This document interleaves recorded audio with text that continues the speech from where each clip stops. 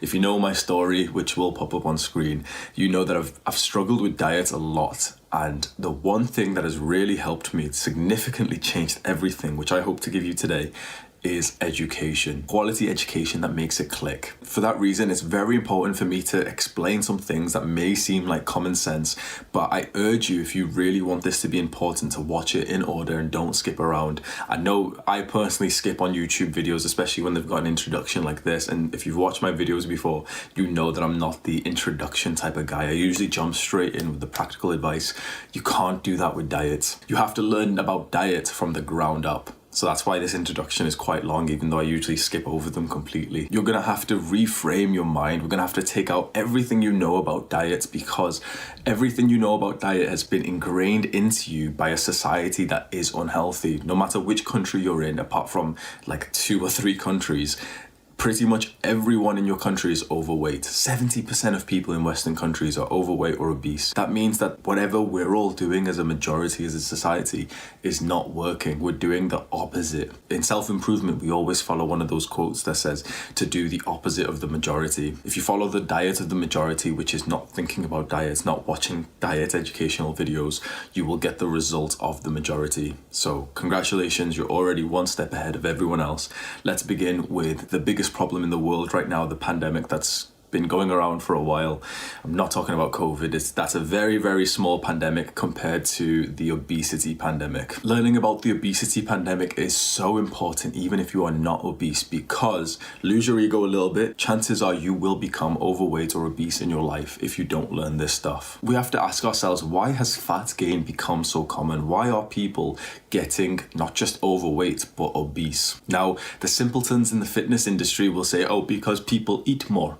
And that's true, but leaving the argument there is the reason why nothing has been done. It's the reason why the obesity rates keep climbing up, because for so long we have told obese people to eat less and move more. But it isn't working. It is not working. We have to look at this on a deeper level than just what the simpletons in the fitness industry say. We need to go past that base question of why they're gaining weight, because we know it's a calorie surplus. People are eating too many calories. What we have to ask is the further question: why are people eating too many calories? This question has not been asked much, because we've all just left the conversation there that, okay, people are eating too much, they need to eat less. It's a whole raving thing. We'll talk about the fitness industry, but it's like the groundbreaking thing that, oh, to lose weight, all you have to do is eat less. But we should be asking, why?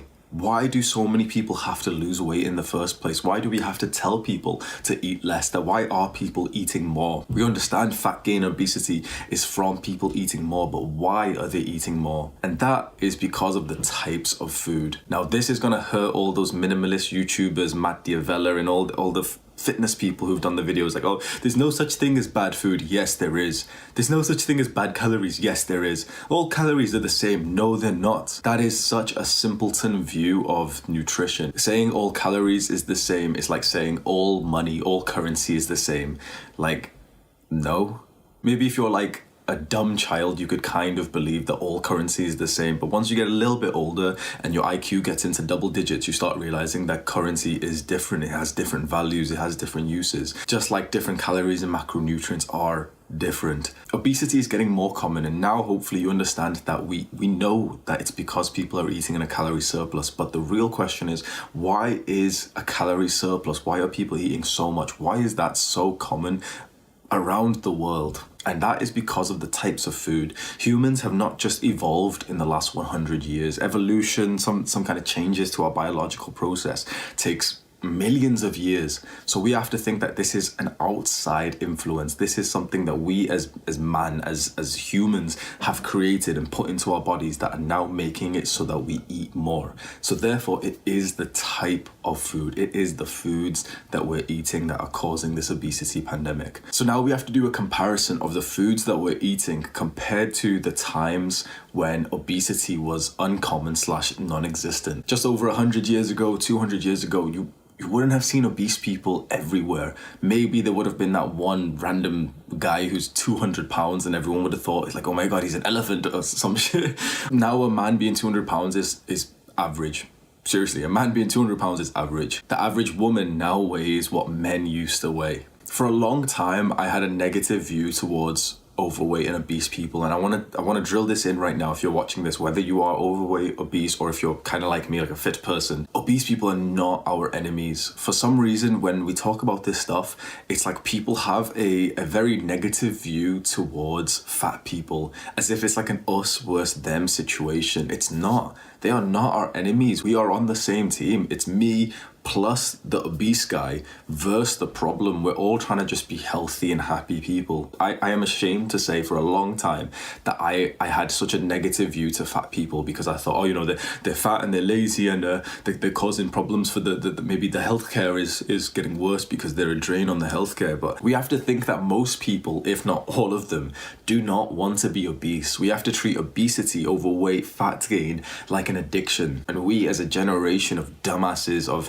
people in the government system and the healthcare system, have failed people with addictions, whether it's drugs, whether it's social media, internet porn, whether it's food. We are horrible to people with addictions. We see them as the enemy for some reason. And we have to strip that mindset away and start treating these people with love and actually start questioning, why would a normal person be like this? What can we do to change this person's life so that he doesn't need that addiction anymore? And the answer, in my opinion, is to increase the high quality food intake, the natural foods. We'll go on to that later. I'm going to tell you everything I know about natural foods, about unprocessed foods. The obesity pandemic is caused because we are eating a lot less of the high quality food, the good food. You're going to hear me say this a lot, and it's probably going to trigger some people, but there is good and bad food, but this isn't a safe space. So if you get triggered, if you find this offensive, then it sucks to be you if you're so sensitive. But this is true. There's so many YouTubers I see who've made videos like the myth of bad food. There's no such thing as bad food. Yes, there is.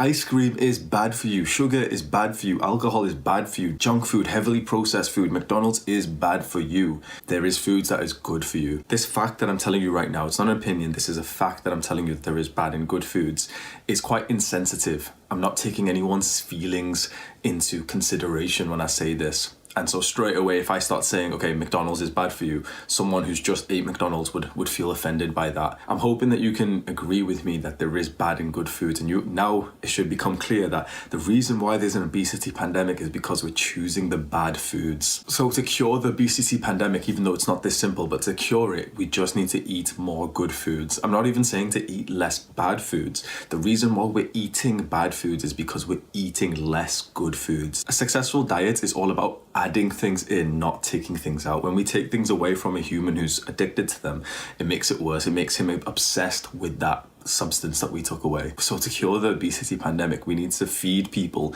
good quality food. When you fill up on good quality food, you are so full and satiated that the smallest amount of chocolate is actually a reasonable treat. My treat right now is a piece of dark chocolate. I was a chronic binge eater. My treat is a piece of dark chocolate, and that satisfies me because I am quite sickly full throughout my day of the foods that I eat, in a good way. So now this new section is going to seem like common sense up until it doesn't. So don't click away. If I was watching this personally, I would think, what an idiot. We don't need to be asked this question, but I'm going to ask you the question. Hopefully you can answer it. Is fat unhealthy? Now, I would have said yes, absolutely, 100%. And that would have been wrong. It is not 100% unhealthy. There's two types of body fat, and one is actually surprisingly not unhealthy. One type actually does not lead to metabolic syndrome. And this is like, we have to reframe your mind. How is fat unhealthy? Let's ask that question. How is fat unhealthy? We understand, okay, obese people are unhealthy, they're sick, but how? Exactly what happens? Is it like the fat in your body does something? What exactly happens? There's two things. Now, having a large amount of weight can be unhealthy in the sense that it can weigh you down, it can ruin your posture, lack of exercise because you're heavier. But that is quite minuscule compared to the metabolic syndrome. Metabolic syndrome is the reason why fat is so unhealthy. But metabolic syndrome is not exactly caused by fat. Hopefully you didn't click away when I started talking about good and bad food, but you're going to learn how bad food gives you metabolic syndrome. I want you to reframe your mind that fat is just a symptom of eating in a calorie surplus, but fat does not equal sickness. It does not equal metabolic syndrome. It does not equal diabetes and cardiovascular disease, although it is heavily correlated. This is where it gets a bit of like mind-boggling. So essentially, since it's heavily correlated, we may as well say that, it's caused, but it is not. Cause and effect is very, very different. Metabolic syndrome is like diabetes, heart disease, stroke, blood pressure. It's like the things we correlate with fat gain. So we think that metabolic syndrome is caused by fat gain. This is where it gets interesting. Hopefully I've explained it in a way that you can understand it, because this is where we start getting to like the conspiracy theories, and we start thinking that everything we know about fat is actually kind of wrong. Metabolic syndrome is not caused by fat gain. About 20% of obese people are actually relatively healthy because they don't have metabolic syndrome. And then we've got to think, okay, so maybe fat gain, fat in your body, does not cause metabolic syndrome. So what does? And now we can start to disassociate. And this sounds weird. This is really crazy. I never thought I'd be one of those like health at every size, fat positive people. But after doing so much research, they are wrong. That fat positive thing, they are all wrong. But fat is actually not unhealthy by itself. Not very unhealthy. Like the effect it has, on your spine, and you weigh more, so you exercise less. It's still quite significant, but it's not that bad. The huge problem, the health problem that comes, which we thought was due to fat gain, comes from something else. We've got to ask, what is causing metabolic syndrome? Because for so long, we've essentially thought metabolic syndrome was just caused by fat. It was caused by obesity. But now we can see that metabolic syndrome, diabetes, heart disease, stroke, is just one symptom. Obesity is another symptom. So what are these symptoms of? Now we could say calorie surplus. Maybe that's true. But then why are some people who have eaten a huge calorie surplus still healthy? It's the type of food. And I'm going to sound like a conspiracy theorist, but it is sugar. Look at these two pictures. Which one is unhealthy? The one at the top has got significantly more fat, so he is unhealthy. No, I'm lying.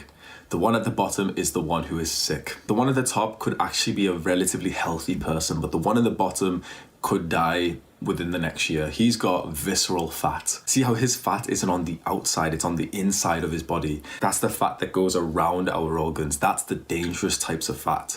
And so now we're actually getting so deep where there's actually different types of fat. And so really, this all boils down to what is causing visceral fat, which is the dangerous fat, and the all-round general body fat.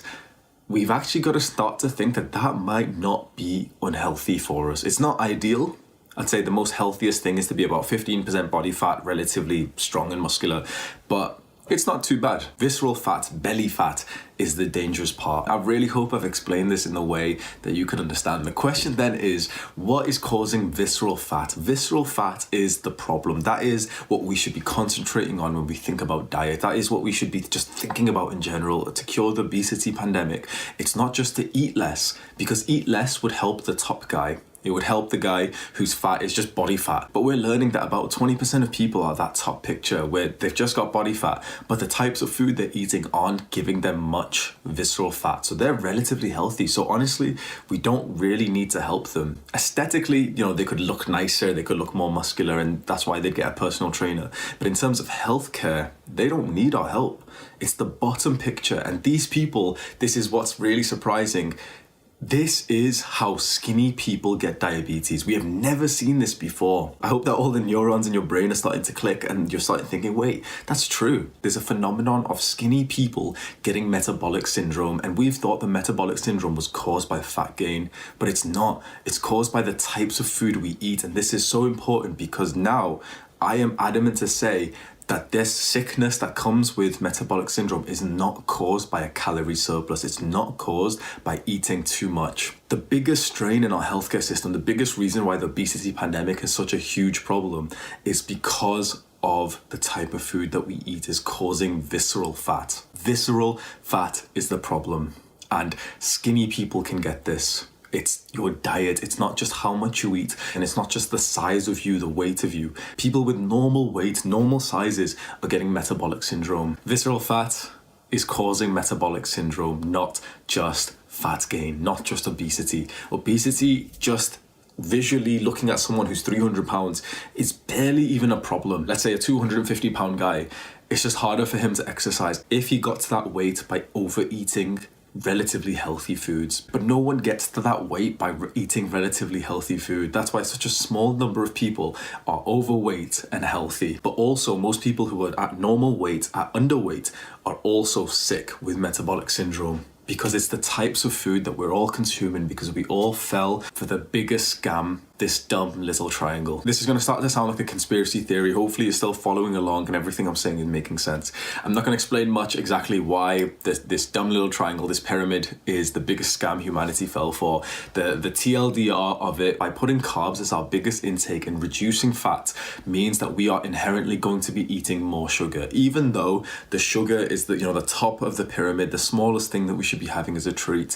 That is impossible if fat is reduced. Anything you've ever seen in the shop that says low fat, reduced fat, would taste like absolute garbage. It would probably make you throw up. But the reason why it doesn't is because anything that says low fat, reduced fat, actually means increased sugar. Go ahead and look at anything you can go and find. Go and look at any cereal, any cheese, any cream, any yogurt, anything you want. Go and look at it. If it says reduced fat, go and check how much sugar it has, and you'll be disgusted. Fat is taste. Imagine a carb that has no fat. So just plain rice, plain bread, no butter. Tastes disgusting. Food only tastes good when you put fat onto it. So when we take the fat out of this stuff, it tastes like shit, but it's now got reduced calories, so everyone's so happy. It's, hey, we're eating less calories, we're not gonna get obese.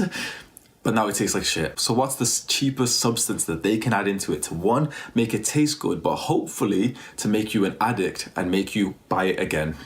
Sugar. Sugar is the reason why people are dying. Sugar is the cause of visceral fat.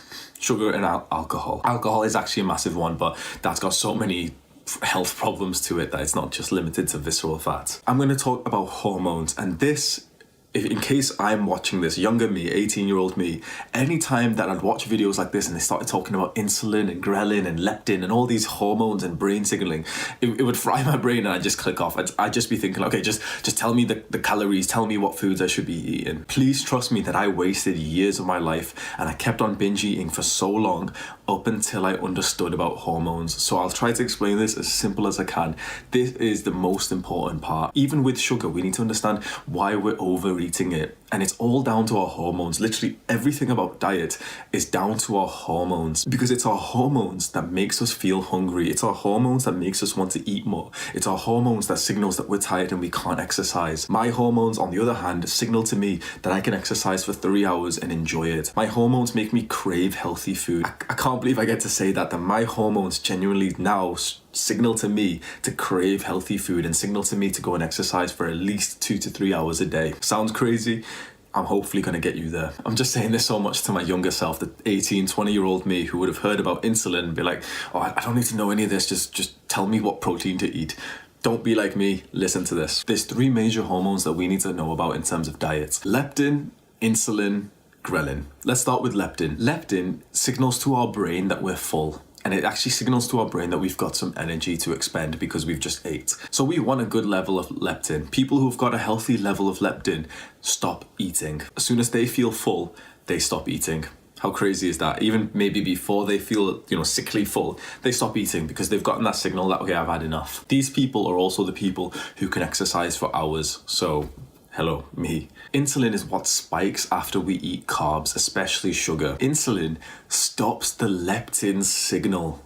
How mad is that? Insulin, when we have carbs, especially sugar, that either reduces or stops the signaling from leptin. So when our insulin goes up, we don't get the signal that we are full. When our insulin goes up, we don't get the signal that we are energized and we have enough strength to go and exercise. So in a practical sense, eating carbs, especially sugar, tells our brain that we need to eat more and that we don't have energy, which is so weird because carbs are supposed to give us energy, but that's like in the long run. There's a reason why so many people, after they eat any kind of carb, they get a dip in energy where they just want to lay down for a certain amount of time, and then a few hours later they get like the boost of energy. That dip is your leptin signal not being heard by your brain because insulin is stopping it. So really what we want is to reduce how much insulin is produced in our body. Insulin's first job is to give our cells some energy. So this is why carbs give energy. But insulin's second job is to store fat. Once we don't need any more energy, what else is it going to go into? Insulin then produces fat. We'll talk about this more later, but this is why the fitness industry is all wrong. They're all just simpletons who have just not looked into like A-level science to realize this stuff, that what you eat truly changes. Like if we just talk about calories and macronutrients, we're not talking about insulin. And now don't you see that the insulin is what causes fat gain? So imagine if we had days where we didn't have much insulin at all, we didn't have much carbs at all, would we still gain fat? Now, you would be saying, okay, on a calorie surplus, yes, but it's debatable. And trust me, I have 100% been in the situation where, no, it's a calorie surplus, that's the only thing that matters.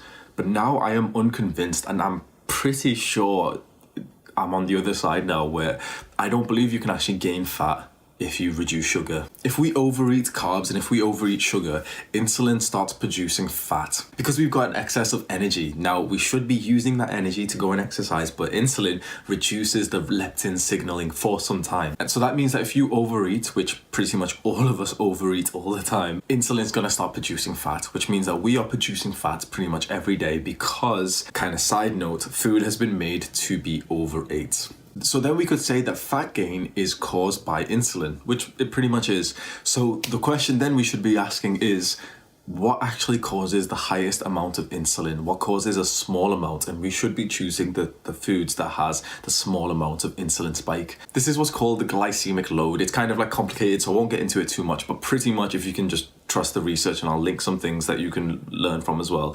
Low quality junk food has a high glycemic load, and high glycemic load converts into high insulin. So it's what you've known all this time. Shitty junk food, even stuff that isn't high in sugar, still has a high glycemic load. So that converts to higher insulin. So again, there is bad food. Food that heavily spikes your insulin is bad.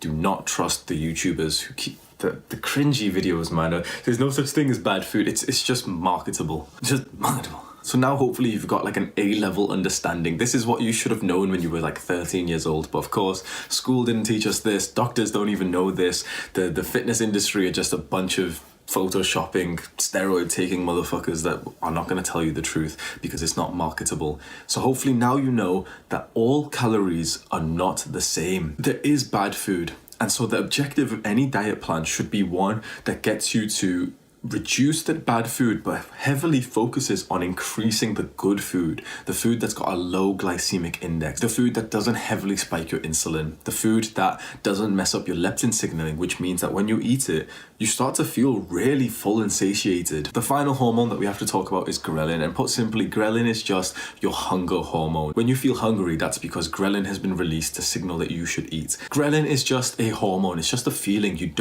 The psychological mindset is that you don't actually have to listen to it. So it's interesting to know that our hunger feeling is just a hormone. And now if we can understand what ghrelin is like, we can understand hunger. The very important part of obesity or fat gain is, why are people who are fat, why are people who overeat still hungry? That's a very important question. It's because of ghrelin. Ghrelin doesn't really care if you've ate much. Ghrelin increases at the time that you normally eat. But what's really surprising, which most people haven't put together, is that if you don't eat, your ghrelin goes down. Think about that time that you were like really, really busy, that one time you didn't eat for like, 8 hours. Were you literally starving at the end, that you were like about to die? Nah, you got the feeling of ghrelin, you got the feeling of hunger, and you started feeling quite hungry, but after about an hour, the hunger went down. This graph shows exactly what ghrelin is like. It just spikes when you normally eat food. So you can see that these spikes are at breakfast, lunch, and dinner. But the amount of ghrelin our body produces just goes down after the time that we stop eating. So ghrelin just kind of likes consistency. It just wants us to eat at the same time every day. It kind of gives us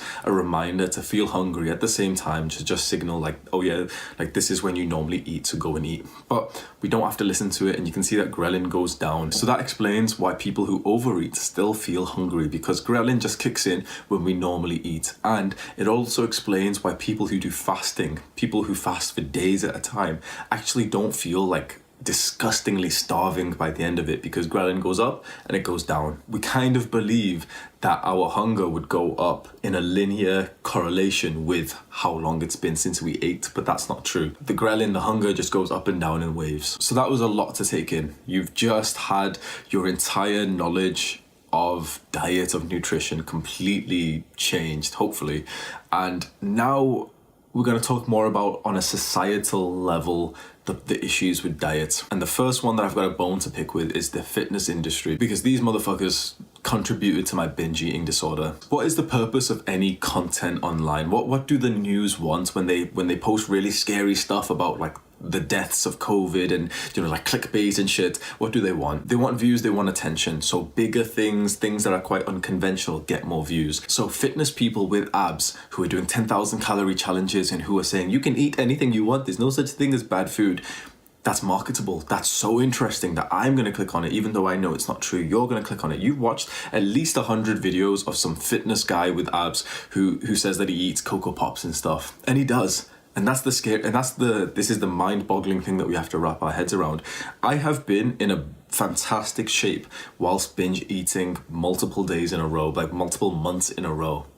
How? The most common diet in the fitness industry is if it fits your macros. MyFitnessPal has made this very convenient. You set your number of macros and then you aim to hit that goal with pretty much anything you want. That makes it so cool. Wait, so if I go to the gym and I track what I eat, I can eat anything I want. So you're telling me I've got 80 grams of carbs and I can eat a donut. And they'll be like, yeah. And you'll eat it and you will actually lose weight and you'll be like, oh my God, that is mad. Calories don't matter. All calories are the same. Just eat less. And idiots like me have preached this for so long without having the basic level of education to know that it is not healthy. I can't believe that it's so common sense that it took me years to realize that eating junk food is not healthy, even though the junk food can reduce that body fat if you just eat less. Remember we said that there's two types of fat. The fitness industry only care about that visible body fat because it's full of narcissistic, vain people like myself who only care about appearance. It is mad, it is crazy that the fitness industry is full of some of the most unhealthy people. Do not trust these people. What's happening in the fitness industry, since they only care about appearance, they only focus on reducing the first level of fat. But in order to do that in a marketable way, which is, hey guys, you can eat anything you want, just track your macros and eat less calories, it's causing the visceral fat. Mark my words, in 20 years time, most of these people that you're seeing on the biggest fitness pages, they're all going to have diabetes and a lot of them are going to die from stroke and heart disease. I know it sounds like disgusting for me to say that. I don't wish it on anyone, but I believe it's true. I believe it's going to be a very scary moment in about 20 years time when the biggest people of the fitness industry start dropping like flies because of the visceral fat that they're gaining from this. If it fits your macros, why clean eating is bad for you. Lost respect for Jeff Nippard, man. When I mentioned diet in a previous video, one guy commented and he said, I see what you mean, it's not healthy to eat this stuff, but technically, if you only care about what you look like, you'd look the same, you'd have the same body composition if you ate junk food compared to healthy food. And that is what the fitness industry has preached, that we're only caring about appearance, so if you eat junk food, you get to enjoy the junk food and you get to look good. And that is not true. You might get to look good and you might get to still make progress eating the junk food, but your body composition, what you look like, if we're only caring about appearance, by the way, is not going to be as good as if you ate clean, healthy foods. Because the way that I'll have the comment of me and this guy, the way that I explained it to him was that when you eat the healthy food, you're just better fueled for the workout. And when you're better fueled for the workout, you just have a better body composition. You're going to make more muscle in the leg session in which you had chicken and rice beforehand compared to eating Cocoa Pops. And that's just on a base level if we're just talking about how it fuels your workout. The leptin is actually very important in this because the low quality junk food, since it blocks the leptin signal, it actually means, one, you're going to eat more, which means that you're more prone to binge eating. So you just look shit anyway. And two, your brain not getting the leptin signal means that you're going to feel more tired and exercise less with less intensity. So the junk food is going to lead to exercising less. So that if it fits your macros is completely, it should have never even been something that we all preached. And idiots like me, which I'm so ashamed of, preached it for so long. After being like so into the fitness industry, I've concluded that it's riddled with mental health problems, it's riddled with binge eating disorders, it's riddled with anxiety, with depression, with low self-esteem. Just don't trust them. There's a reason why each and every one of these fitness enthusiasts are doing binge eating challenges, because they've got an eating disorder and they think, oh, as long as I record it and I look pretty whilst eating, I'll get some views. Don't trust them. So let's move on. What is a healthy diet? What should you eat? Now, again, even though I've said there's so much bad food, my advice in terms of the diet is not to reduce the bad food, because if that is your mindset, that actually gets quite depressing. You wake up with like a sense of anxiety, like you've got a craving for McDonald's, for chocolate, for crisps, and you think, oh no, Hamza the YouTuber said not to eat it, and then you got to think like, oh, but I don't want any damn vegetables. It's not a good way to live. Instead, my advice has always been to have the positive approach, to eat more good food, to eat more healthy food, the unprocessed food. What is unprocessed food? I used to watch these videos years ago, and when they say unprocessed, I never really put two and two together. So the way that I like to think about it now, which it maybe seems a little bit overboard, but when you try it, you'll see that it's like a fail-proof system as long as you keep using the system. Before you eat anything, look at the ingredient list. Usually in unprocessed food, there is no ingredient list because the food is the ingredient. The ingredients in potato is potato. The ingredients in broccoli is broccoli. Do you see how they are literally like one base ingredient? And then go and look at something that's processed. Here is a picture of a McDonald's wrap.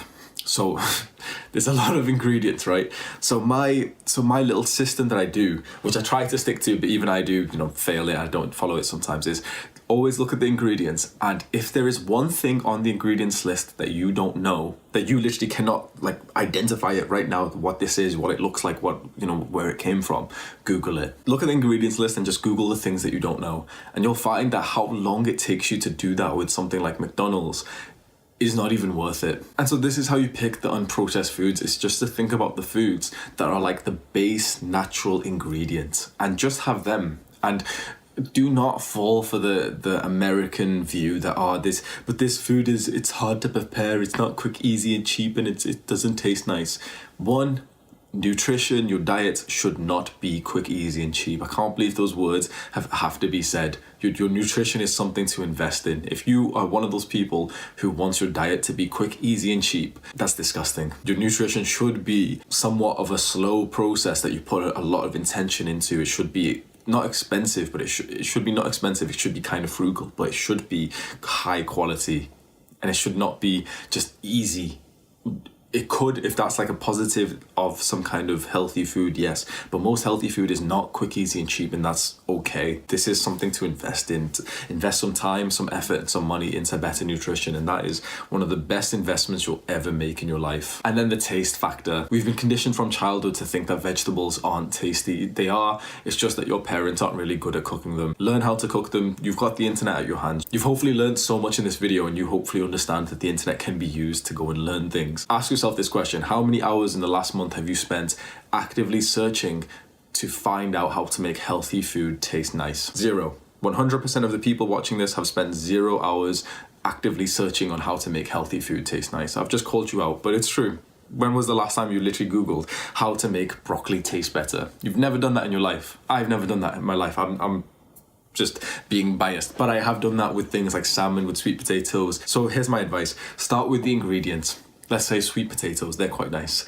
Then do a little Google search, watch a little YouTube video, and go and look at the one that looks quite nice. How to make sweet potatoes taste better, how to make broccoli taste better, how to make salmon and sweet corn and oats taste better. All of these one-based natural ingredients can taste delicious. It's just that we've never really put time to make them delicious. The information is at your fingertips. It sounds kind of cliche, but lots of vegetables, high fat, low sugar, high fiber is the way to go. The mentality to have with this healthy diet is that it's not just going to click like this. For some reason, that's the mentality we all have with everything that we do.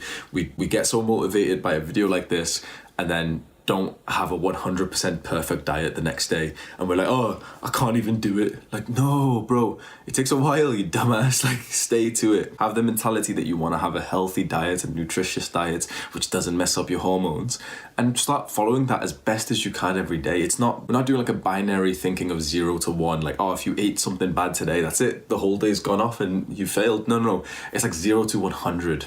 And most days you're going to end up about 50, about 60. Hopefully this video will help you get to like 60, 70. And that's okay. Don't think that you start at 100 and the moment you ate something bad, you're at 0. So the rest of the day you may as well binge eat. Don't do that. Let's talk about binge eating. There is 2 cures to binge eating, which is mindfulness and the foods that don't mess up your hormones. That's the 2 things you need to know. No one else is telling you this advice. The advice that I see on the big YouTubers channels are like, just wait 20 minutes. If you want to binge eat, you can. Just wait 20 minutes.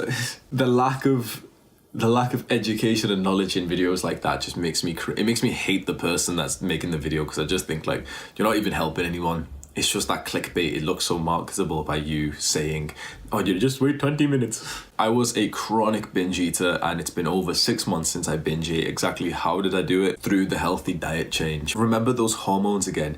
It is the lack of leptin signaling to your brain that causes binge eating. Remember that leptin signals to our brain that we're full and that we can stop eating. And remember that insulin blocks that leptin signal. So if you want to feel full, and not just, the feeling of full, but actually you get that like satisfying thing where you actually don't eat anymore, what we've got to do is make sure that we're getting that leptin signal, and we get that leptin signal by not having a massive spike in our insulin. So to cure binge eating, eat food with low glycemic load. Eat food that doesn't heavily spike your insulin, which means low sugar and low amounts of processed food. No one ever in the history of mankind has ever binge ate on oats. Yeah, maybe if they put chocolate in the oats, then they binge ate on it, but no one has ever binge ate on healthy vegetables, because you get sickly full from it in such a satisfying way, because it doesn't spike your insulin much. This is another problem of the fitness industry, which has caused so much binge eating around the world, that promoting this idea of, there's no such thing as bad food, all calories are the same, just if it fits your macros, eat the right calories. The problem with that is that when you tell people that you can eat some junk food, that is how binge eating starts. No one actually starts the day eating something healthy like oats and eggs or something, and says straight after the eggs, they think, you know what, I'm gonna binge eat on these eggs. Mummy, make me 20 more eggs. No one does that. It's, you started the day pretty nicely, and then you had the first sweet thing, or you had the first processed junk food, and then you binge ate. So the cure to this binge eating, firstly, is to just not really have those foods. Have them every now and then, and even then you'll find that really ever having food that is low quality, ever having food that's high in sugar, will have a risk of binge eating. If you never eat that food, which I know sounds really serious, but if you pretty much never eat that food, you will never binge eat again, and you'll be happier, healthier, and you'll actually feel full all the time, instead of that sickly feeling where you don't feel full but you do feel full and you feel like shit and you've just ate a week's worth of calories. I've done a video a while ago on how mindfulness cures binge eating. I think mindfulness is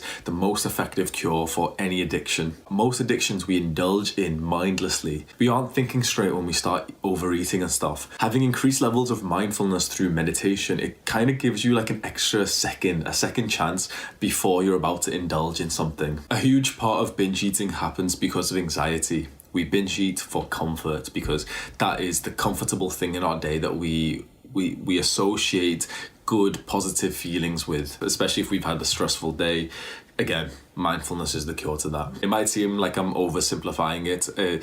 This video is not about mindful meditation, but if you watch one of the playlists, you'll probably understand why I preach it so much. Now let's talk about diet in terms of building muscle. The most effective way to build muscle is to be in a calorie surplus, but do not follow the fat YouTube weightlifter advice. Eating in a calorie surplus does not mean to eat shit. You've hopefully now got the level of education required to know that we don't want to spike our insulin. We don't want to mess up our hormones, our leptin. We don't want to eat that shit that gives us visceral fat. What we want is to simply eat more of the healthy foods, and this is where bulking becomes not fun. This is where bulking becomes difficult. To build muscle efficiently, you have to bulk, and most people love to bulk because that is their excuse for their eating disorder. They just want to eat more junk food. If you don't want to get metabolic syndrome and you want to do this in a healthy way to build muscle, bulking is difficult, because bulking literally means to eat more of the food that really fills you up. So when you're bulking, you should feel like it's a struggle. That's why when people talk about weightlifting and diet,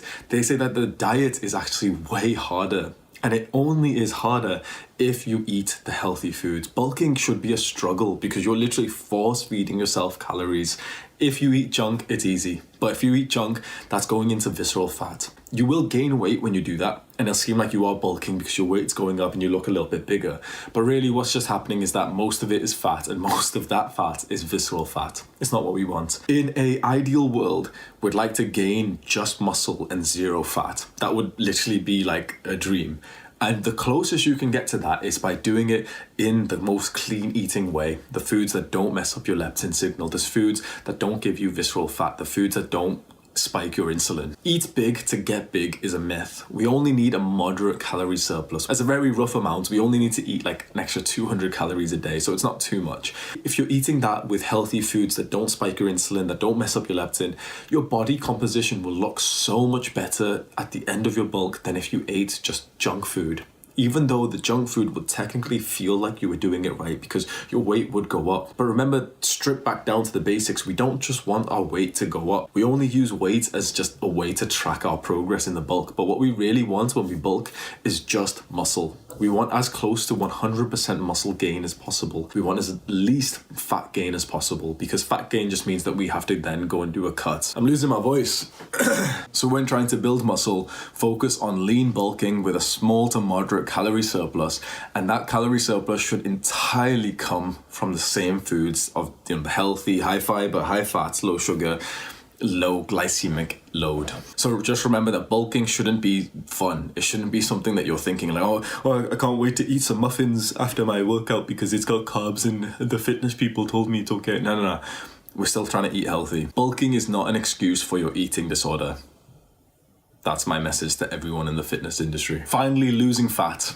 Losing fat requires you to be in a calorie deficit. That means to eat less than your maintenance. Now, being in a calorie deficit is not a problem. Everyone's so scared of going onto a cut because they eat junk food. When you eat junk food, you spike your insulin, you mess up the leptin, you are hungry all the time. So imagine now trying to be on reduced calories and still be eating shit. That's what everyone in the fitness industry does. Don't do that. If you cut and you only eat, again, the same foods that we've mentioned, cutting's fine. You actually look forward to it because it's a time when you don't have to force feed yourself 100 grams of oats and 300 grams of rice. It's not too bad. Perhaps I'll make a whole video on what's called water fasting, but that is now what I preach as the most efficient way to lose fat. So to lose fat, you have to be in a calorie deficit. We've already known this, but hopefully with some knowledge that I've told you in this video, you now hopefully understand the types of food you eat will make or break the cut. It will make or break your life. So do not cut. Do not just eat the shitty food that's making all this difficult, that's leading to the metabolic syndrome. Losing fat is easy. It is literally easy when you eat the healthy processed foods. Here's a little graph of my fat loss. I did it with healthy foods, and I have always struggled with cutting because a day into the cut I start binge eating because I would try to cut doing if it fits your macros. If it fits your macros is the horrible way, the worst way to diet, because the moment you have a bit of sugar, the moment you have a bit of that unhealthy food, most people can't stop there. And so every cut beforehand I've pretty much failed, apart from this one, because I didn't eat any of that junk and I was full. I literally did not feel hungry. I'm being honest, I know this is a privilege that I'm grateful of. I forgot what hunger feels like. You probably won't believe me, but that is the truth. I genuinely forgot what hunger feels like. I have not felt hunger in over 6 months. I'm literally being serious, and there's some days where I've done like a bit of intermittent fasting. I didn't eat till 4 p.m. I have not felt the hunger. I've not felt ghrelin in 6 months. Let me say that again. I have not felt what hunger feels like in 6 months. I've kind of forgot what it feels like because I am constantly full and satiated, even on a calorie deficit, because of the foods that I eat. Unprocessed, my leptin signaling must be so amazing, and I can exercise for about 3 hours a day. I know that this seems like an exaggeration. You're like, he must be overtraining or he's lying. Like, it's true. And I do it with a smile on my face. I actually feel energized throughout all of it, and it feels good to me. When you eat this stuff, it changes your life, man. For example, yesterday I did my leg session in the gym, which was 1 hour and 20 minutes. I did a 45-minute run, a 5K run. Then I went to my gymnastic ring spot and I did a 1 hour session there. So that's about 3 hours that I exercised yesterday. My body's pretty sore, but in a nice way. I could not imagine being like this a year ago. I think the reason why is because of my leptin signaling, because I finally gave my body the nutrition it deserves, and I think that this is one of the best things you can do for yourself. So hopefully you enjoyed this video, and I really, really hope you got some value. You learned a lot from this. I have been a victim of the shitty diet that everyone is recommending. The doctors are recommended. Everyone who's unhealthy has recommended me an unhealthy diet. Hopefully I am somewhat of a role model to you. I've got like a body that you kind of want yourself. I've got the performance that you want yourself. Hopefully you can look up to that and think that this is how I got here. And it's nothing special. I am not genetically like this, because a year ago I was not like this. So that means that whatever I've recently implemented has caused this to be true. And that is what everything you've learned in this video. Improving your diet is a big journey. It is quite difficult. There's so much to know. I could speak for another 2 hours about everything. If you want me to coach you on a one-to-one basis, I will teach you so much more, and we'll walk you through the diet plan. We'll do it in a way that's sustainable. I will not get you fast results. You will not get fast results with me. If you want fast results, I cannot promise that. I could get you a little bit faster than if you did it yourself. The big benefit of working with me is that I will do it in a sustainable way for you. I've got one student right now. I was speaking to him yesterday, and I said that the one part of the diet goal, the weight loss goal that everyone sets, that everyone forgets about, the one part that we just forget to think about, is that we want to lose X amount of weight and keep it off. When you want fast results and you try and do loads of cardio and you try and starve yourself and do whatever the messed up shit you do to lose weight, we're forgetting that we want to lose that weight and then not have the weight come back. And most people just never think about that. When you work with me, we're going to do it in a sustainable way that will take a little bit longer than if we did it in the most fast, brutal way. But the hope is that once you get to that goal weight, the goal health that you want from the diet, you're going to stay there for the rest of your life, because I'm not just going to help you with weight loss. I'm going to reframe. Imagine this video is probably going to be close to an hour. Imagine this every week on a one-to-one basis. I hope that that's got a huge amount of value, because I am going to reframe everything you think about in terms of diet and lifestyle and everything. I want to completely change your future. I don't just want to put you on a shitty track your calories, mate, and just eat 2,000 calories a day. It's too basic. The moment you stop tracking your calories, the moment you stop eating at the calorie deficit, you're going to go back to the foods that cause you to gain that weight anyway. I'm going to come in every single week, we're going to speak, and slowly and surely I'm going to rechange how your brain is structured so that you just don't eat the same food. Now, usually at the end of these videos, it's nice to link one of my videos so that, I get more views and watch time. But hopefully you understand how important this video that I'm going to tell you to watch is, because I'm literally losing, potential watch time to recommend someone else's video. There is one video which is not optional. It is required. And I know it might seem a little bit boring because it's like an hour or 2 hours long and it's kind of like just a professor talking. It is an absolute requirement. You must watch this video. It's called Fat Chance. It'll be linked in the description. I have to say it again, you have to watch this video to the end. It's a long video, so you can watch it over a few days. But seriously, I have to say this again, if it is not optional, it is literally required. You must watch it.